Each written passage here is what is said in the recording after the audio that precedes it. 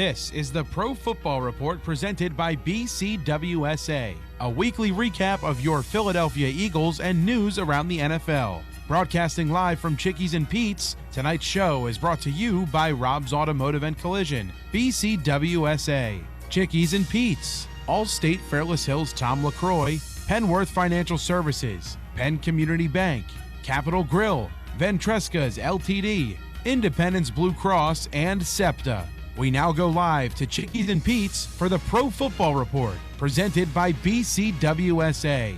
Now, here are your hosts, Delaware County Times Birds reporter Bob Groats and voice of the Philadelphia Eagles, Merrill Reese. Thank you very much, and good evening, everyone. Great to be with you. We are at Chickies and Pete's at Parks Casino up in Northeast Philadelphia in Bensalem, and it is nice to be here, and it is... It's not so nice to be here in the aftermath of one of the most disappointing Eagles performances in a long, long time. Bob Groats is out tonight, but with me is my friend for so many years and one of the great football authorities in the country, of course, a member of the NFL Hall of Fame, the author of so many books, including the famous Philadelphia Eagles Encyclopedia, Ray Didinger. So, Ray, it's always great to see you. Thank you for joining us, and I know you were not in Tampa last night, but it wasn't any easier to watch from the comforts of your own family room. No, it was painful. It was painful. I don't know if it was quite as painful as it would have been being down at Raymond James and actually seeing it in person, but watching it on TV, you got the same feeling. It was just a crushing way to end a season that 2 months ago had so much promise. You know, that's the thing. I mean, listen, you and I have been around this team long enough. Oh, yeah. That we've been through some tough seasons. We've been through some tough times. But this was particularly, seasons like this are particularly tough because there's so much expectation at the start of the season. At mid-season, it looks like you're on your way to maybe doing really great things. And then to have the roof just collapse the way it did on this team right now, it just leaves you feeling confused and wondering not just what happened, but where do we go from here? Yeah. You know, it's true. Everything you said is true. And going into the season, even though statistics will tell you that the Super Bowl runner-up doesn't often get back the next year, but you looked at this team and you looked at the draft, and they drafted some great players out of the University of Georgia, including Jalen Carter, who probably was the best defensive player in the entire draft. That was my feeling going in. And Yes. and they seem to address some weak areas, although there are those who feel they still are not paying enough attention to linebacker and to the secondary. But they did look at the secondary too and bring in the third round Keely Ringo, who was a good player at Georgia. And also they brought in Eli Ricks, who was from Alabama and was one of the pre-draft favorites to be picked high. He fell, but whatever. They did pick up some players in those areas. And when the season began, boom, they were off to a running start, and they won 5 games before they stumbled against the Jets. And that was a bad game, and you figure, it happens. You're a little bit off that week. Maybe you're a little bit too self-assured. So they got trapped, and they lost to Zach Wilson and the Jets late in the game. But then they went right back on, and they started to win some impressive games, not impressively, but by coming from behind. And they did that on a rainy night in Kansas City. They beat the Chiefs down 10-0, came back and beat the Chiefs. Following week, they did the same thing against Buffalo. Right. And that was the game where Buffalo tied it it went into overtime, and then the Eagles in overtime, Buffalo wins the toss. They pick up a field goal, and then Jalen Hurts marched them down, and on that quarterback draw turned out the lights. So they win it again. And I used the word resilient because this team was the absolute poster child for resiliency. I mean, they were resilient game after game after game. And I also used a phrase. I said, this team knows how to win. Well, they forgot how to win, and all of their resiliency went out the window. Yeah, I think everything that you just said is exactly what everybody else was thinking and saying at the same time. If you looked at the statistics, you said, well, they're 10-1, but the defense is not playing particularly well. They're giving up a ton of yards. The secondary is not very good. Quarterback efficiency rating against them is uncommonly high. The offense is making a lot of mistakes, turning the ball over. There's a lot of things in there that you could point to and say this isn't. And the players said it. Every week. Jason Kelsey or Devontae Smith or somebody would say, yeah, we won, but we have to start playing better. So even they knew we need a complete game. Yeah, even they knew that even at 10-1, there were still some issues within the team. Which I certainly saw, you certainly saw, I think most of the fans saw it. But the one thing that everybody said was, boy, this team, they really do fight. They really are resilient. Yeah. They'll come back against even good teams and find ways to win. And then in the second half of the year, once everything, after the 49ers game, everything was just a dead it was just a spiral straight downhill to the point where at the end of the year, you lost to two really bad teams, Arizona and the Giants, and then came out into the playoffs when everything's on the table and you have a chance for a fresh start and you have a chance to kind of save your season and maybe make a run, and played, I thought one of their worst games of the year was the game in Tampa. I just thought, Merrill, I just never felt, maybe you felt differently calling the game, I just never felt that they were in the game. No. Even when the score was kind of close, if you looked at the score, you thought they're kind of in it. I never felt like they were in it. I didn't either, to be honest with you. And, Mike was at a practice last week, and Mike came back and he said to me, you know what? He said, I have never seen this team look better. He said, Jalen is just throwing the heck out of the ball, and the team is moving with enthusiasm, and you could just feel something. He said, I really think they're going to – he said, I was concerned, but I really feel good about this game tonight. He said this off the air. He said, I really feel that they can really come out off to a great start and win this game.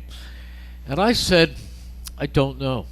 I don't know. You know me, I tend to be glass half full, but I just didn't feel that way because when this team, first of all, we'll go back to San Francisco. That might have been the turning point because we figured this is going to be the great game of the season. The 49ers against the Eagles, the two best teams, maybe not in the NFC, but in the NFL. Sure. That these might be the two best teams in football this year. And the Eagles got off to a great start. Chunk plays. Right, they come right down the field, and they get stopped and have to kick a field goal. So what happens? The first series for San Francisco, there was a point where San Francisco in the end of the first quarter, their net yardage rushing was -10. And the Eagles come right down again. They don't get in. They kick another field goal. So they're up 6-0, and then it all turned, and San Francisco walked away with a win. Right. And then the serious problems began. Yep.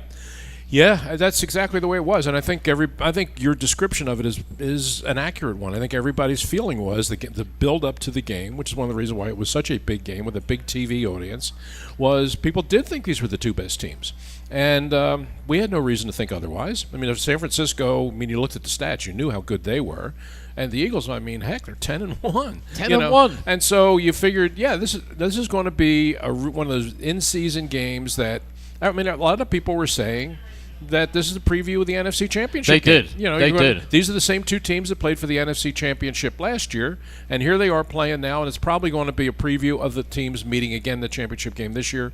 As it turns out, the 49ers may well get there, but the Eagles won't. Well, and a week earlier, the Eagles played that Monday night game in the rain in Kansas City, and people said this could be the preview of the next Super Bowl. This could be Super Bowl 58. But what's really interesting, and that's within that same time frame, was the Buffalo game, which you mentioned, which was a game that, in its aftermath, when it was over, and the Eagles come back and they win that game in a dramatic fashion, and it's a big win for the Eagles and a tough loss for the Bills, and gets the Eagles to 10-1, drops the Bills, I think, to 6-6. 6-6. And what was coming out of that game, and I read it in a lot of national stories, was This is a point where the Eagles are just going to go straight from here right to the Super Bowl, and the Bills are finished.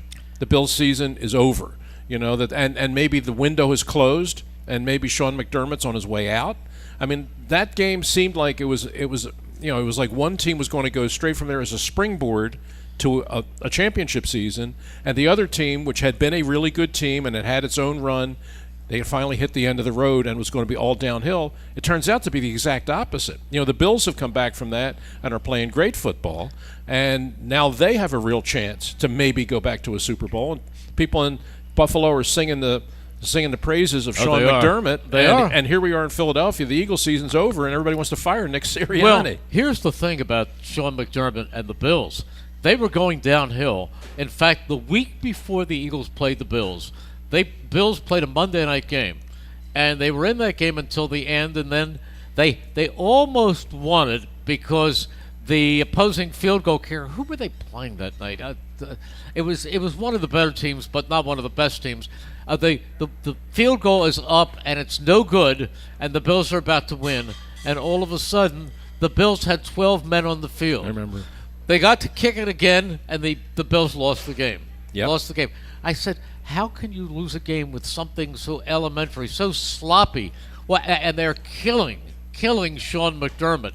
And then they made some changes in the coaching staff. Changed offensive coordinators. Yeah. And boy, did this team take off.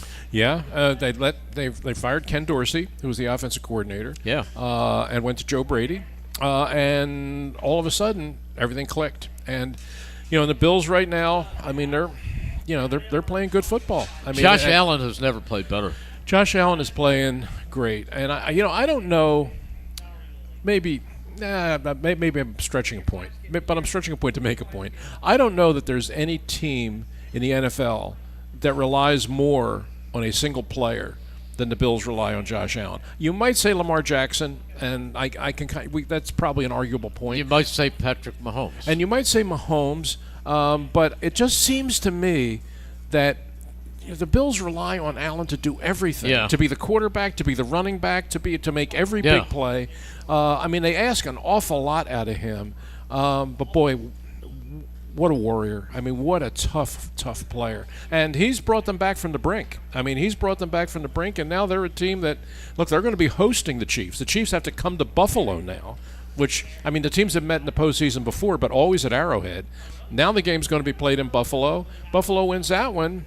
They got it. Then they go to Baltimore and they got a shot. I mean, they do have a shot to go to the Super Bowl. They absolutely do. It's interesting about Josh Allen because last year he went through a stretch, and I was looking at him and saying, "Boy, thank goodness the Eagles have Jalen Hurts," because this guy is reckless. Oh, he is. I mean, he throws his body around, and he doesn't worry about interceptions. No. He tries to put it through windows that are closed by breaking the glass. He's Brett Favre all over again. He is. He's a bigger Brett Favre is what he is. I mean, and which can be both really good, really bad. Oh yeah. And I mean, there was the game 2 weeks ago where he made 2 or 3 just killer mistakes that could have cost him the game. And he does that. And he does it all the time. But then he'll fight back and win a game for you. But that game you think is lost, he'll pull it out of the fire. He's very like Favre, and it's very funny because if you ever see him interviewed, when he was growing up watching the NFL on TV, his favorite player was Brett Favre. Mm-hmm. And he said, I wanted to be a quarterback and I wanted to be Brett Favre. And my feeling is, well, guess what? You are. Yeah, he is. You are today's Brett Favre. Yeah, he's something. So from there on in, the Bills have been absolutely outstanding. Mm-hmm. And from there on in, the Eagles, they go out to Seattle and they positively blow a game, the likes of which I have never seen. Here they are up in the game, and they've done some good things, and finally, they made a couple mistakes. It was an interception in the end zone, the pass intended for Quez Watkins, which was picked off, so Jalen threw that one not on target. And actually, it should have been broken up by Quez Watkins, and it should have just been an incompletion. Instead, it was another turnover.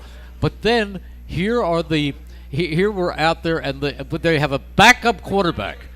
If you told me they would lose to Drew Lock, I said, they're not going to lose to Drew Lock. There's no way. He has the ball on the He's got it on the 8-yard line right. with 1 minute and 46 seconds to go and only one time out. Right.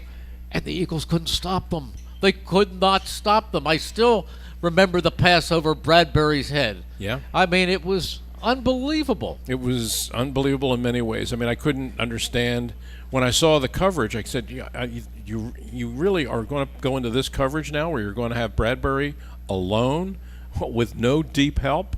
And it turned out to be the play that cost you the game. But, one of the things you and I have both seen is Seattle Seahawks are just poison for the Eagles. I know. The Eagles just can't beat them. Pete Carroll never lost to them. Yeah, they can't beat them.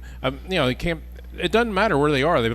Philly and Seattle, they just can't win that game. And that's why that game always looked scary to me. Even though the Seattle wasn't having a great season and Pete Carroll had one foot out the door, I just know that whenever the Eagles play Seattle, they're usually in for a tough one. Bring back Jack Patera. Bring back Jack Patera.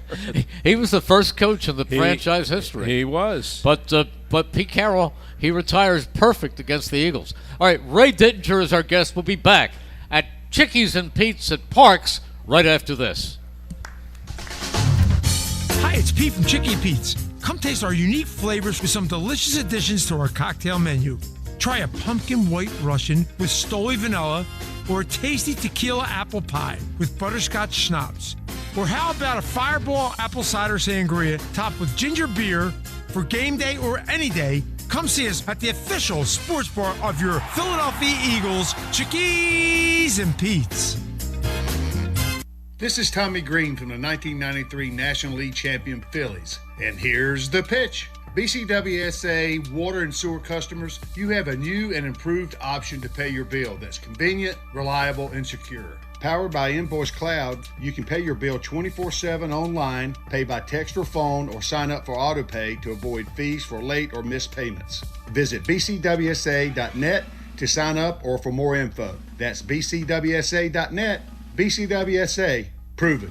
Your day-to-day life is hectic between having to pick up the kids, make dinner, the countless other tasks that you got to get done. Rob's Automotive and Collision is there to make your life a whole lot easier. Make sure you take advantage of their spacious waiting rooms, the large flat-screen TVs, complimentary coffee and muffins, and free Wi-Fi. So even when you do have to stop, Rob's is there to make you feel right at home. Give Rob's a call today at 215-826-9200 for any of your auto repair needs. A flawless occasion begins at the Capitol Grill. From the moment you step into the Capitol Grill, located in the heart of Center City, the experience is one of comfortable elegance. Whether you're looking to host a private affair, a perfect lunch stop, or dinner destination, start your occasion at the Capitol Grill today. Visit thecapitolgrill.com or call 215-545-9588. That's 215-545-9588 for the Capitol Grill, Center City. Planning to go to the game? Give LimoToday.com a call. You'll get to the game and back safely and in style. Why worry about the traffic and parking when you can relax and let LimoToday.com do the driving for you and your friends? And if you book a 5-hour trip with LimoToday.com, you'll get the 6-hour free. From sedans to minibuses to vans and stretch limos, let LimoToday.com get you to the game. Give them a call at 1-866-LIMO-TODAY. That's 1-866-LIMO-TODAY. Hi, it's Merrill. Hand and Stone Massage and Facial Spa is here to help you distress after the game. Visit them to restore, relax, or refresh with a much-needed massage or facial for an introductory price starting at just $79.95. They offer an abundance of facial and massage services. Visit any one of their 60 spas in Delaware, South Jersey, and Philadelphia, including the Lehigh Valley, or go to handandstone.com. Restrictions apply. See spa for details.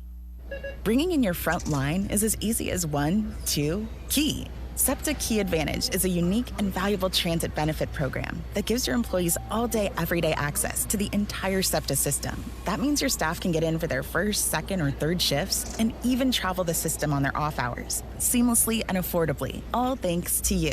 Learn how easy it is to customize a SEPTA Key Advantage program for your team at SEPTA.org/partner programs. That's SEPTA.org/partner programs. We now return to Chickies and Pete's for the Pro Football Report presented by BCWSA. Once again, here's your host, Delaware County Times Birds reporter Bob Groats, and voice of the Philadelphia Eagles, Merrill Reese. And back we are here at Chickies and Pete's at Parks. Ray Didinger is our guest as we do a post-mortem on the Eagles season. At one point last night I said there are 5 minutes and 26 seconds before this inglorious conclusion. And that's what it was. It was just sad to see the seconds tick away and the season go down the drain. So we're going back to the Seattle game. Before the Seattle game, there was a change, which Nick Sirianni says was his move. People ask, was this a move made by Howie Roseman? He said it was a move that I made with the approval of Howie and Jeffrey, and that was to change not titles but duties of the defensive coaches. And he removed Sean Desai, who was a bright young coach who had been a protege of Vic Fangio, and he put the play calling duties down on the sideline to Matt Patricia, the former Detroit head coach and the former assistant for Bill Belichick for many, many years. Right. He made that move, and that certainly did not pan out.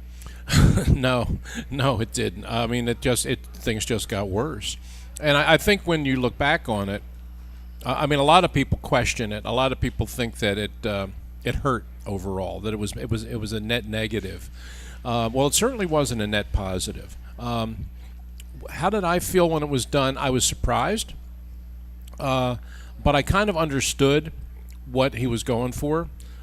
Just something different. I mean, the defense was really getting shredded. It was, and I just thought, okay, let's just try a new set of eyes in there, and see how it works out. And it turned out to be, I don't want, it just didn't work. Let's put it that way. And I think that when you look back on it, you know, the basic problem you had with your defense was your linebacker core and your secondary.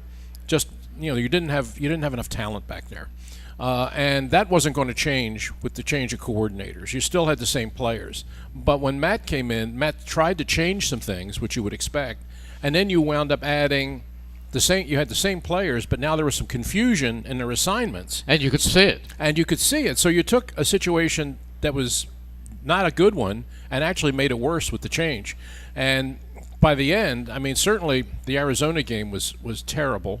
The Giants game wasn't much better. And then last night, I mean, my goodness, against a Buccaneers team that was unable to score a touchdown against Carolina the week before, scores 32 on you, and if the receivers hadn't dropped as many balls as they did, they might have scored 50. Yeah, Mike Evans dropped a touchdown in his hand, and so did Cade Otton, the tight end. He had one go right through his fingertips. So that was a team that couldn't score a touchdown against Carolina Panthers. 3 field goals. They won 9-0. They won 9-0, couldn't score a touchdown on the worst team in football, and they got 426 yards on you and could have scored 50 points. I mean, they could have. That's how bad your defense was playing by the end. But you know what? 32-9 is embarrassing enough. It's more than embarrassing. And I just felt, and I went back and watched the tape today.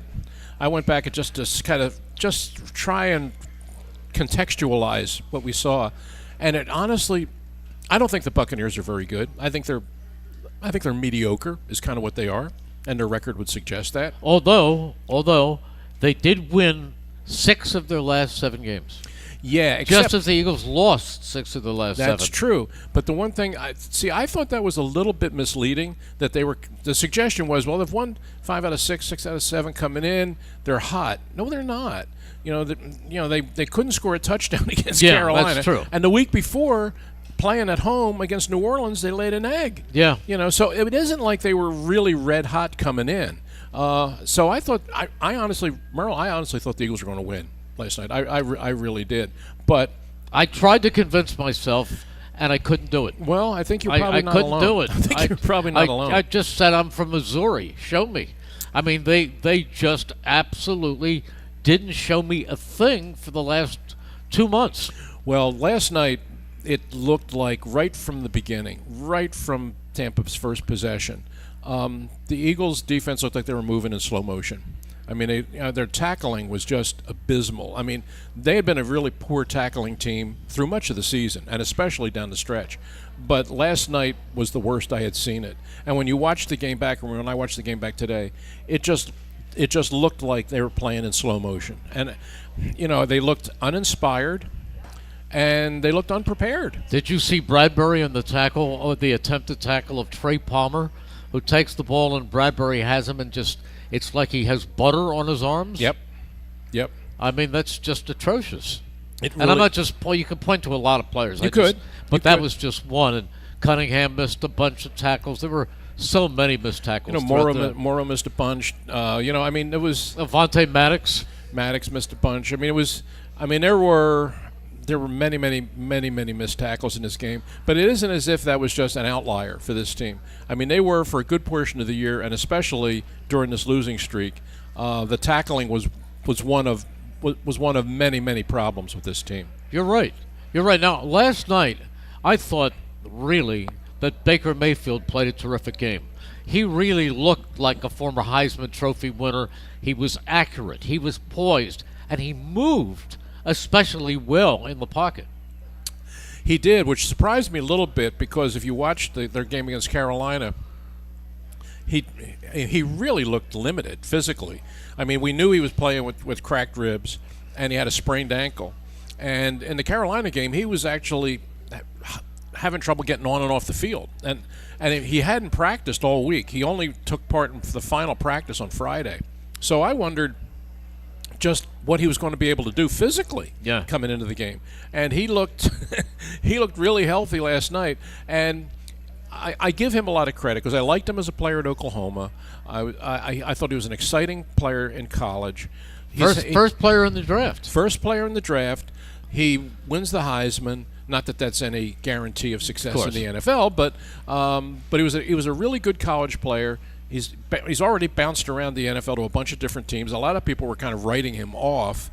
He goes to Tampa, bets on himself, signs a minimal contract just for the opportunity to play, and this year, I mean, had his first 4,000-yard season. Yeah. I mean, he really played well, and here he is. He's got him in the playoffs, win a game in the playoffs, and I mean, who knows? I mean, I don't expect him to go very far, but who knows? Ray, I have been a proponent of Jalen Hurts from the moment they drafted him, and I still am. This has been a tough season for Jalen Hurts. He has had his great moments, his come-from-behind wins, but we look at what has happened during this stretch, and he's turned the football over too much, and he's made mistakes. He threw a great pass last night, 50 yards in the air, that went into the outstretched hands of Devontae Smith, right. And then a few minutes later he ends up in the end zone taking a safety, or maybe a quarter later, but he ends up with a safety, and where he clearly could have gotten rid of the ball and thrown it into the stands. Should have. But I still believe in Jalen Hurts, and I think a lot of his problems were a product of a malfunctioning offense. Yeah, I agree. I mean, he didn't forget how to play, and you saw how brilliant he was last year. To the point where he was being mentioned in the same breath as Mahomes and the other elite young quarterbacks. So he didn't lose all that in 1 year. I really felt from very early in the season that he was playing through some physical issues. You know, he didn't want to make a big deal out of it, nor did the coaches. But it was obvious to me that he was playing through some sort of injury. And he just... I don't know if it was because I don't want to say it's about the contract or if it was in his head or what, but there were a lot of times that I think because the defense was so bad, he went into every game feeling like, you know, we have to score 35 to win this game, and so I think he took too many chances with the ball, and when you take chances, you know, you make mistakes, and he turned the ball over more times this year than he had in his whole career up to this point. Yeah. And when you combine last year, I mean, he put up great stats. He put up the yards. He put up the touchdowns. His combination of rushing and passing touchdowns was tremendous. But I mean, the other part was they were extremely efficient. They didn't make mistakes. You know, this year he was putting up some numbers, but he was making mistakes. and his defense wasn't nearly good enough to bail him out. You know, I used to be a tennis player, and you know that, and I grew up a tennis player. And at Wimbledon, as you walk out of the locker room onto center court, there is a quotation from Rudyard Kipling, and it says, "To meet with victory and defeat and treat both of those imposters the same." That was Jalen Hurts. He could throw a touchdown pass, he could drop the ball, he could throw an interception, but nothing changed. He remained level-headed, and people said, that's a great thing about Jalen Hurts. He's never too high, he's never too low. He is there. He is consistent. Now I've heard people criticize him for not being emotional enough. I know. I find that one of the great ironies is last year's that part of his bearing, as his concentration, his emotions being sort of flatlined, was considered a great asset. And now, because the season kind of went sideways on you, now everybody's sort of looking at it and saying it's a liability. Yep, amazing. Ray Didinger is our guest. We'll be back right after this. It's Pete from Chicky and Pete's, the official sports bar of your Philadelphia Eagles. Here's a winner, fall football, and Chickies and Pete's mouth-watering snow crab legs. For a limited time, buy one and get one free snow crab legs every Tuesday and Wednesday. Enjoy the sweet, delicate flavor of snowy white crab meat dressed in our special blend of seasonings and spices. Pair it with an ice-cold draft beer or one of our signature cocktails. Buy one and get one free snow crab legs every Tuesday and Wednesday for a limited time. Restrictions apply. Chickies and Pete's. When an Eagles player gets hurt, the team takes care of him. When you get hurt, the attorneys at Begley, Carlin, and Mandio will take care of you. They understand that a severe accident can be a life-altering event. You need a reliable teammate to fight for you. The attorneys at Begley, Carlin, and Mandio will get you great results. And if there's no recovery, there's no fee. Contact them today at 215-750-0110 for a free consultation. 215-750-0110 for a reliable ally that's on your side. BCWSA customers, former Phillies pitcher Tommy Green here. I played on the 1993 National League champs, so I know a thing or two about what it's like playing on a winning team. BCWSA has all the ingredients. They make it easy for their customers to get automatic updates by text, email, or phone anytime there is a disruption in your service area. You can even customize your alerts by going to bcwsa.net. That's bcwsa.net. BCWSA, your partner for a safer environment. BCWSA, proven. Your day-to-day life is hectic between having to pick up the kids, make dinner, the countless other tasks that you got to get done. Rob's Automotive and Collision is there to make your life a whole lot easier. Make sure you take advantage of their spacious waiting rooms, the large flat-screen TVs, complimentary coffee and muffins, and free Wi-Fi. So even when you do have to stop, Rob's is there to make you feel right at home. Give Rob's a call today at 215-826-9200 for any of your auto repair needs. A flawless occasion begins at the Capitol Grill. From the moment you step into the Capitol Grill, located in the heart of Center City, the experience is one of comfortable elegance. Whether you're looking to host a private affair, a perfect lunch stop, or dinner destination, start your occasion at the Capitol Grill today. Visit thecapitolgrill.com or call 215-545-9588. That's 215-545-9588 for the Capitol Grill, Center City. Hi, it's Merrill. Hand and Stone Massage and Facial Spa is here to help you distress after the game. Visit them to restore, relax, or refresh with a much-needed massage or facial for an introductory price starting at just $79.95. They offer an abundance of facial and massage services. Visit any one of their 60 spas in Delaware, South Jersey, and Philadelphia, including the Lehigh Valley, or go to handandstone.com. Restrictions apply. See spa for details. Planning to go to the game? Give LimoToday.com a call. You'll get to the game and back safely and in style. Why worry about the traffic and parking when you can relax and let LimoToday.com do the driving for you and your friends? And if you book a 5-hour trip with LimoToday.com, you'll get the 6-hour free. From sedans to minibuses to vans and stretch limos, let LimoToday.com get you to the game. Give them a call at 1-866-LIMO-TODAY. That's 1-866-LIMO-TODAY. At Penn Community Bank, we're not just your bankers, we're your neighbors. That comes in handy when you're purchasing your first place, refinancing an existing mortgage, buying a second home or investment property, or looking to tap into your home's equity. Whatever your situation, we pair the latest products, services, and technology that you need with the experienced banking professionals you want. Visit penncommunitybank.com or stop by your local branch to find out how we can make your family's growth personal. Penn Community Bank. Here we are and here we grow. Member FDIC, Equal Housing Lender. We now return to Chickies and Pete's for the Pro Football Report presented by BCWSA. Once again, here's your host, Delaware County Times Birds reporter Bob Groats, and voice of the Philadelphia Eagles, Merrill Reese. Bobby is home digging out of the snow. Our guest tonight is Ray Didinger, and Ray, it's been a tough 24 hours, really. Last night at this time, the Eagles were getting set. Well, they were just about at the stadium getting set for a playoff game, and here we are out of season. Season is over, and it's been a crushing defeat. Not just the fact that the team has lost and that they're done, but the way they've lost, and I've used in several instances the word embarrassing. Mm-hmm. And the way they've played these last 2 weeks was truly embarrassing. It was. And one thing we know about Jeffrey Lurie does not like to be embarrassed. I definitely think he was embarrassed last night. And I think he was I saw his face coming off the field after the Arizona game. I mean, how angry he looked that day.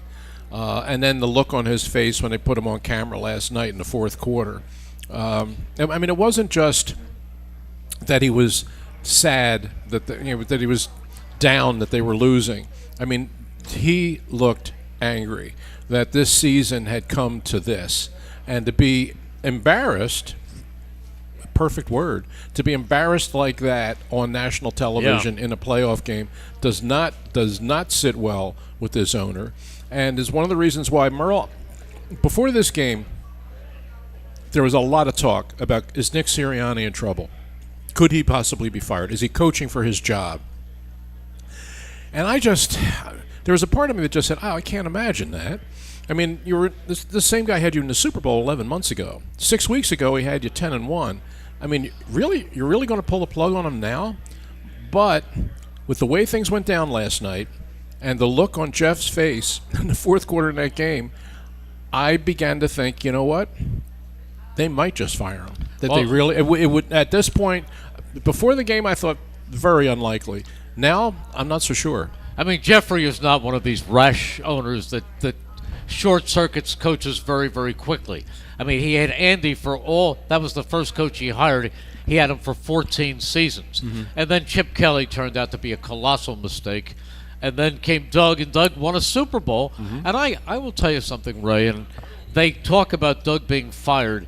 I honestly believe the proper terminology would be by mutual agreement, Doug left.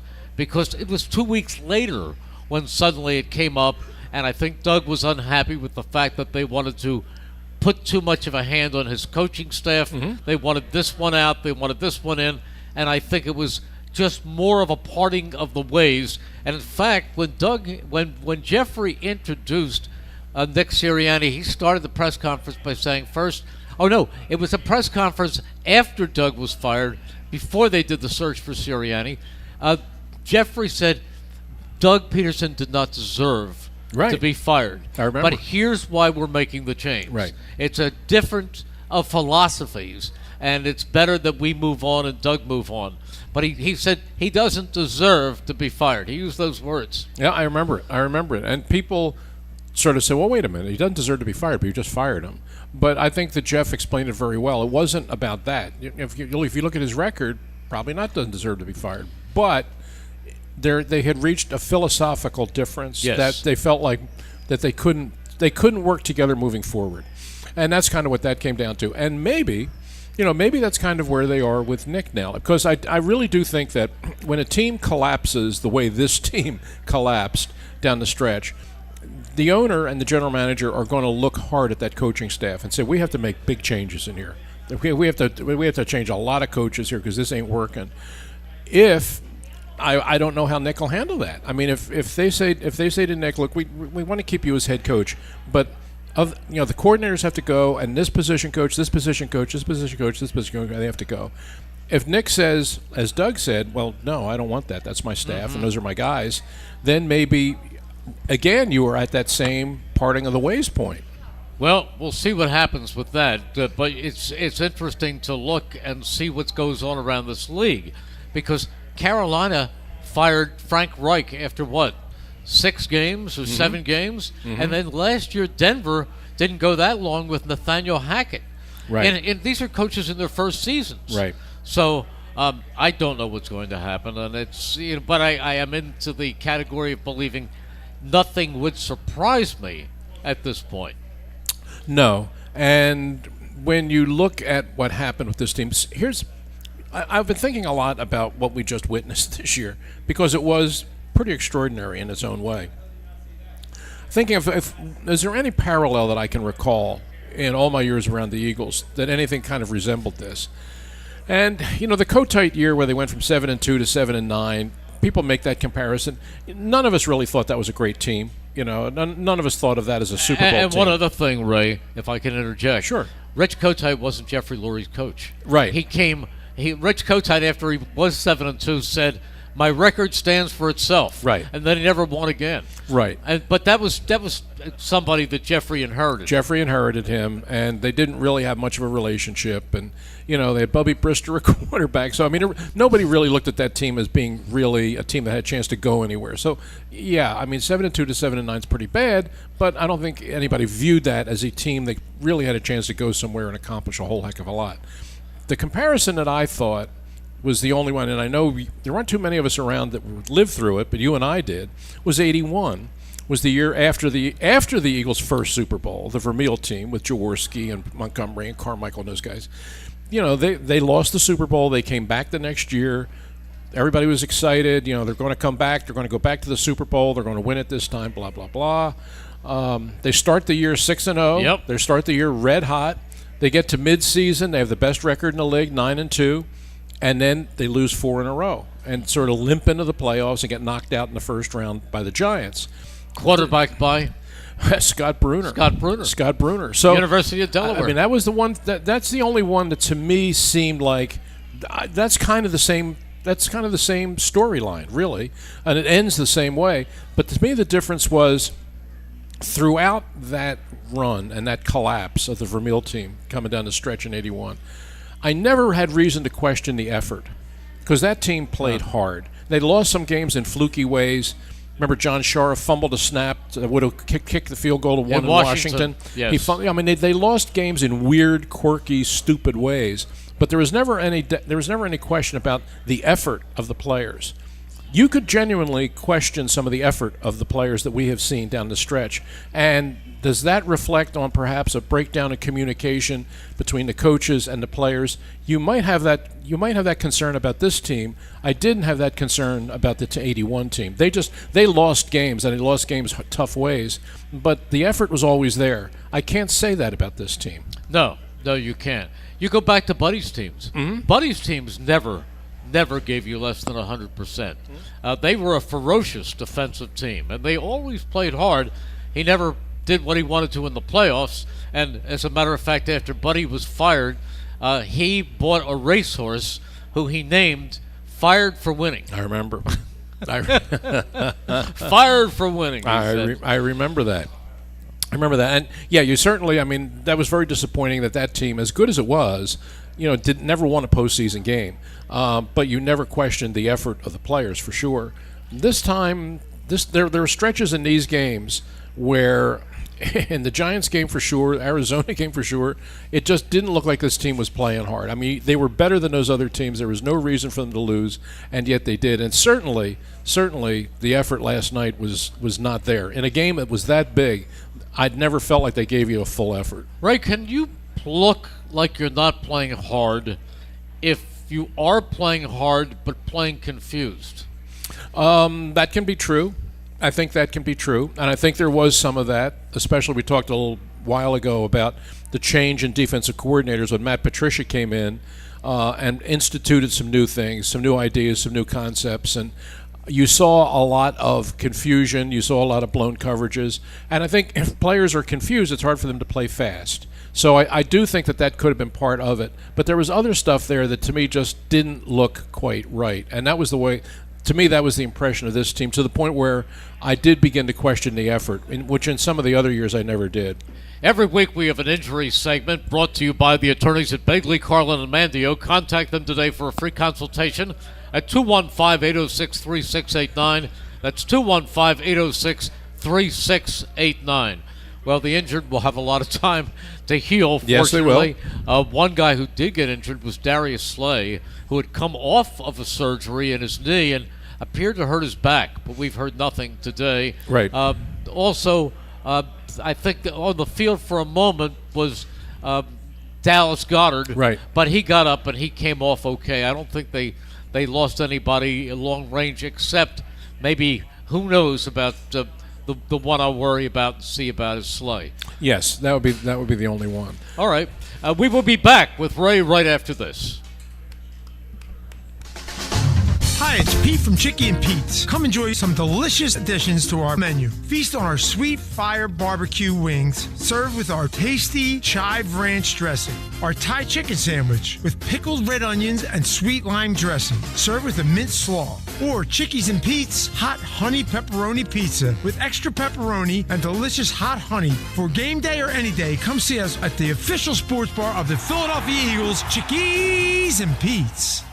Ventresca Limited, the Delaware Valley men's store, is located in historic Doylestown. For casual clothing in denim to business suits and tuxedos, Ventresca Limited has a large selection you have to see to believe. The experienced and knowledgeable sales staff can show you the many brand labels that have made Ventresca Limited in Doylestown a must for men concerned about their image. Select from Canali, Brax Jeans, Hickey Freeman, Johnson Murphy Footwear, and much more. Custom alterations are free. Visit Ventresca Limited on the web at ventresca.com.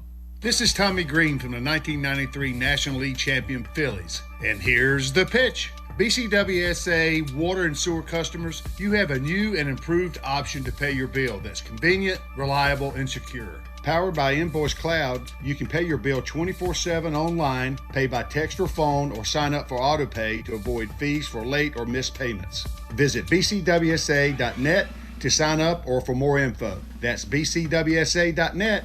BCWSA, proven. A flawless occasion begins at the Capitol Grill. From the moment you step into the Capitol Grill, located in the heart of Center City, the experience is one of comfortable elegance. Whether you're looking to host a private affair, a perfect lunch stop, or dinner destination, start your occasion at the Capitol Grill today.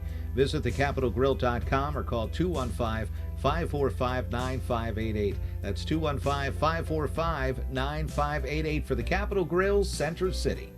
Planning to go to the game? Give LimoToday.com a call. You'll get to the game and back safely and in style. Why worry about the traffic and parking when you can relax and let LimoToday.com do the driving for you and your friends? And if you book a 5-hour trip with LimoToday.com, you'll get the 6-hour free. From sedans to minibuses to vans and stretch limos, let LimoToday.com get you to the game. Give them a call at 1-866-LIMO-TODAY. That's 1-866-LIMO-TODAY.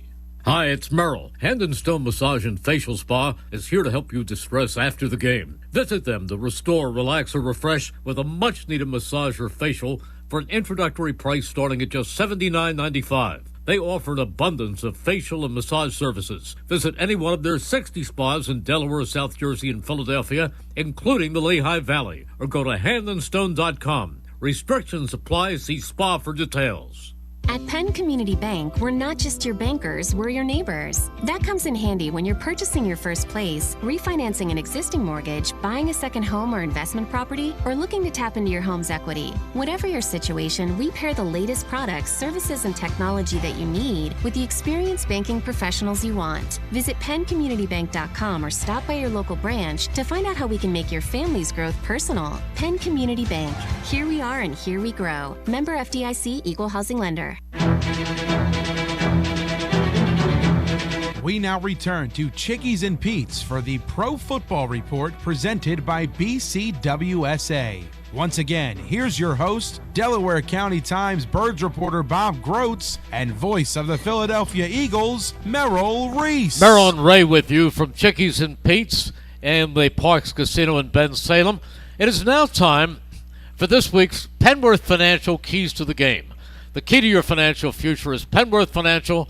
Call them today at 267-997-4503 or visit penworth.com. Well, the key to this week's game, the keys, is simply to find yourself a nice, comfortable spot, get your favorite beverage, order a nice hot pizza, and turn on the television. For the Eagles, there are no keys. The season is over. With the end of the season came a very quick announcement, and it came with a network report and then a confirmation, is that one of the greatest players in the history of the Philadelphia Eagles, and I might add one of the greatest people, and one of the most popular people in the history of Philadelphia, Jason Kelce, after all these years has decided to retire. And Ray, I want to tell you something. I am happy. I would have been happy if he retired last year, because I look at this guy and I consider him a friend. Jason and I know each other well. We've golfed together. He's a great person. But he has taken such a pounding over these 14 years that I would like to see Jason live happily ever after and not add to whatever arthritis problems he has in years coming up. So I hope he has a wonderful retirement and a healthy retirement. But for his sake and the sake of his wonderful family, I think the time is absolutely right. Yeah, I no question. I think it is. And, people say, wow, he played 157 consecutive games. That's amazing. He played that much and never got hurt. And I said, no, he was hurt the whole time. He just played through it. The fact that he never missed a game doesn't mean he never got hurt. I mean, you saw him by the end of most seasons, taped and braced and all the stuff he had to do to get himself back on the field every week. And listen, more power to him. He was able to do it. But I mean, he played through a lot of stuff and played just brilliantly. And I think that he's one of the rare players that I've seen in my years covering this team, in that, look, I know he's mid-30s. He's at an age where you would expect, he's already played beyond anybody's expectations. But, typically you and I have seen a lot of guys who were great players play that long, and you see their performance tail off. They get to 30, they get into their 30s, and they just aren't the same player anymore. They're able to play, and they're okay, and, they'll play for a couple more years, but they're not the same player. To me, Jason Kelce never lost a thing. I mean, he was, to me, as good this year as he has ever been. Absolutely. And I think there's no doubt. I mean, he is a first ballot Hall of Fame guy. I think there's no question that he will be a first ballot Hall of Fame guy, and he certainly should be. And the blocks he can throw at different levels, the movement that he has. There are bigger centers. In fact, most of them are bigger than Jason Kelce. But not more athletic centers. No, there are not. And when he came into the league, well, the reason he was a 6th-round draft pick, the reason he was the 191st player taken when he came out in 2011 was because people didn't think he was big enough. They thought that he was undersized and he would not be able to play in the NFL.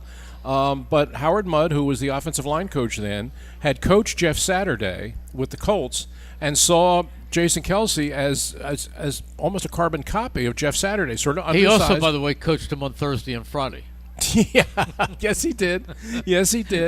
But Howard Mudd saw the idea of having a smaller but athletic and mobile center, the advantages that gave you, and he built the offense around Kelce much the same way he built it around Saturday with the Colts, and sent him on his way to, without question in my mind, is going to be a Hall of Fame career. And ultimately, at some point, we're going to see he and his brother together in Canton, Ohio. Absolutely. Let me ask you this, as the author of the Eagles Encyclopedia. Is Chuck Bednarik a center or a linebacker when you classify him? I know he played both. Yes, and I had to a few years ago. I had to pick an all-time Eagles team: 11 offense, 11 defense, and I picked Bednarik both as my center and my middle linebacker. I had him on both units. If I had to make that team up today, if I had the chance to do that over again, and this is hard to do when you're talking about Chuck Bednarik, who's one of the all-time great players. I would put Kelsey as the center. Mm-hmm.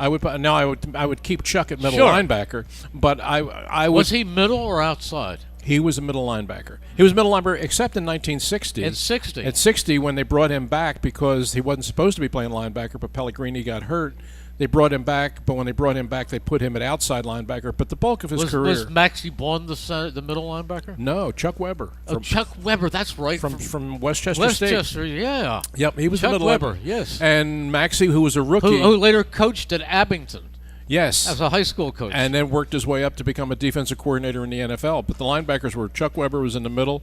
Maxie, the rookie, was at one outside linebacker spot. And Chuck stepped in for Pellegrini at the other outside linebacker spot. But if I had to do an all-time Eagles team now, I would leave Chuck at middle linebacker because there's never been one like him in my view. But at center, I would put Kelsey because I think that he has been that good throughout his career. To me, he's still the best center in football at this point. And look, Merle, he's going to be able to do whatever he wants to do in life. Sure. I mean, every TV network's going to want him. NFL Network's going to want him. Every radio station's going to want him. His podcast with his brother is a huge hit. The documentary they did was fantastic. I'm sure the two brothers will combine and they'll write a book. I mean, he's got a million things that he can do, and also enjoy his time with his family and not have that aches and pains on Monday like he's had throughout his life. He's certainly earned this. Absolutely. All right, Ray, we do have some interesting matchups coming up this weekend, and I'd like to hear your pick. First, Saturday at 4:30, Houston at the Ravens.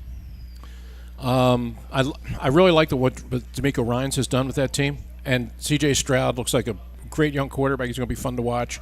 But to me, the Ravens are the best team. The Ravens are the best team in the AFC. I don't think anybody's going to stop them. Okay, I have to agree with you. I'm going to be rooting for Houston, but well, no, I'm not. I started to say that because of D'Amico Ryans, and we've been good friends ever since we spent 10 hours in a day doing print, radio, and television ads for the Wendy's Baconator. So we spent, and to this day we text back and forth. So I love D'Amico, but John Harbaugh is also a very, very good friend. So let the better team win. I agree. I do think the better team is the Baltimore Ravens. Yes, I would agree. Okay, the 8 o'clock game. Can you see Green Bay winning at the 49ers? Green Bay is playing loose, and they're playing, and they're playing. And the young quarterback there, Jordan Love, is playing sensational. And Matt LaFleur coached a brilliant game in Dallas. I just don't know that they can go into San Francisco unless the layoff, unless sitting the guys out the final week, and then you have a bye week. Could the 49ers possibly come out a little flat in this game? I don't see it. Maybe early, but I just think they're too good to not win this game in advance. I have to tell you, I thought Green Bay was great when they won the coin toss and elected to receive. I love it. I like when the Eagles do it. The Eagles never do it. No. They defer, and they generally put the offense on the field already down 7-0 or 3-0. Right. I know all about analytics, but I still like to take the football and move the football and score some points. I thought LaFleur's decision to take the ball in that game and get the lead and put the Cowboys behind, I thought it was a brilliant move. I loved it. Okay, we have a minute to play. Okay. Sunday, Tampa Bay at Detroit. I don't think Tampa Bay's that good. I think Detroit wins that game going away. Okay. And Kansas City at Buffalo. Wow. That's the one I'm really looking forward to. I know the Bills have wanted to get the Chiefs into their stadium. They're tired of playing them at Arrowhead. Boy, that's a toss-up. I think I'm going with the Bills. Okay, I'll go with the Bills, too. I think I'm going with the Bills. I love the way Allen's playing right now. The Chiefs have been up and down all year, and I think the Bills are on a mission. Ray, thank you. You're a great friend and always a great guest. We've had a lot of fun during the last hour. I want to thank our technical director, Chris Ermer, and our executive producer, Jules Quinones, who did absolutely nothing but eat. So for all of us, we thank you for joining us. Good night, everyone.